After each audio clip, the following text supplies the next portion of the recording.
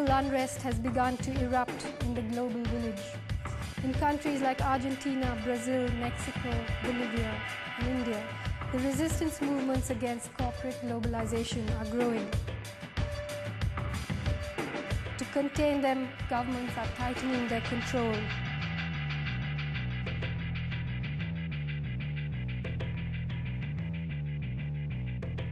Protesters are being labeled terrorists and then being dealt with as such.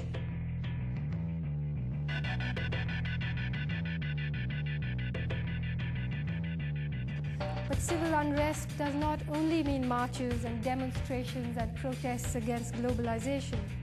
Unfortunately, it also means a desperate downward spiral into crime and chaos and all kinds of despair and disillusionment, which, as we know from history and from what we see unspooling before our eyes, gradually becomes a fertile breeding ground for terrible things.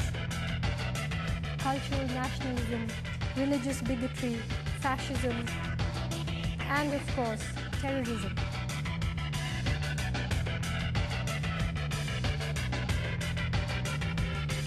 All these march arm in arm with corporate globalization.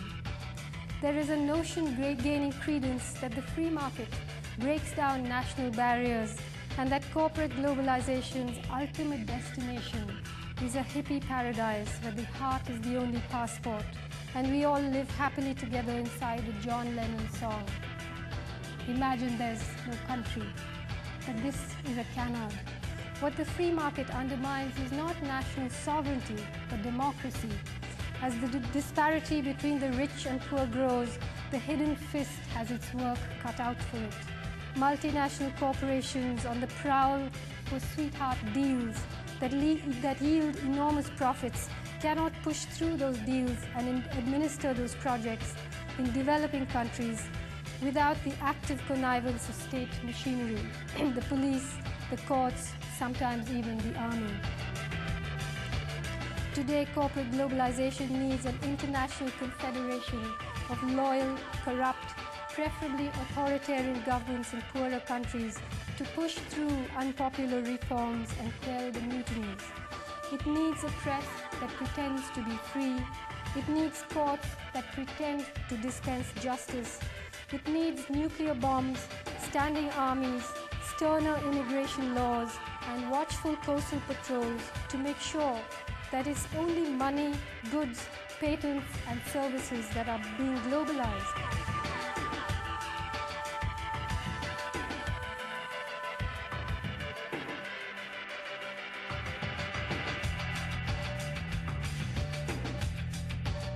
Not the free movement of people, not a respect for human rights, not international treaties on racial discrimination, or chemical and nuclear weapons, or greenhouse gas emissions, climate change, or, God forbid, justice.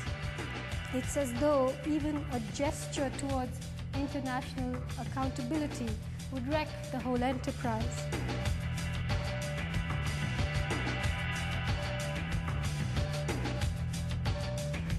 Close to 1 year after the war against terror was officially flagged off in the ruins of Afghanistan, in country after country, freedoms are being curtailed in the name of protecting freedom.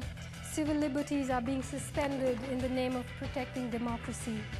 All kinds of dissent is being defined as terrorism. All kinds of laws are being passed to deal with it. Osama bin Laden seems to have vanished into thin air. Mullah Omar is supposed to have made his escape on a motorbike. They could have sent Tintin after him. The Taliban system of summary justice is surfacing in the unlikeliest of places, in India, in Pakistan, in Nigeria, in America, in all the Central Asian republics run by all manner of despots, and of course in Afghanistan under the US-backed Northern Alliance. Meanwhile, down at the mall there's a mid-season sale.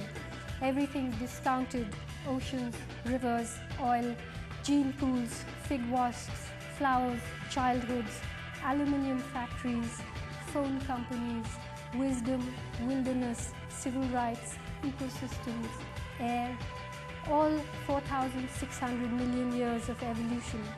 It's packed, sealed, tagged, valued, and available off the rack. No returns.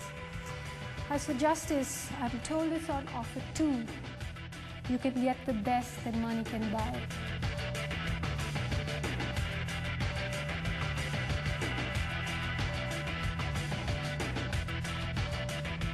Donald Rumsfeld said that his mission in the war against terror was to persuade the world that Americans must be allowed to continue their way of life. When the maddened king stamps his foot, slaves tremble in their quarters. So standing here today, it's hard for me to say this, but the American way of life is simply not sustainable because it doesn't acknowledge that there is a world beyond America.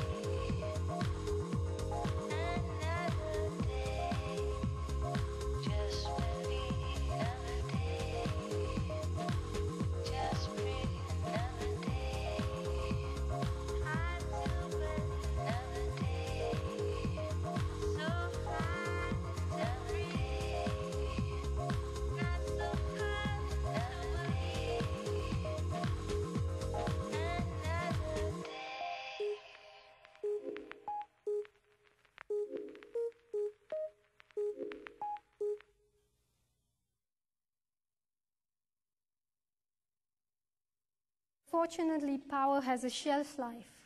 When the time comes, maybe this mighty empire will, like others before it, overreach itself and implode from within.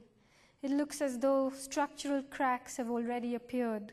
As the war against terror casts its net wider and wider, America's corporate heart is hemorrhaging.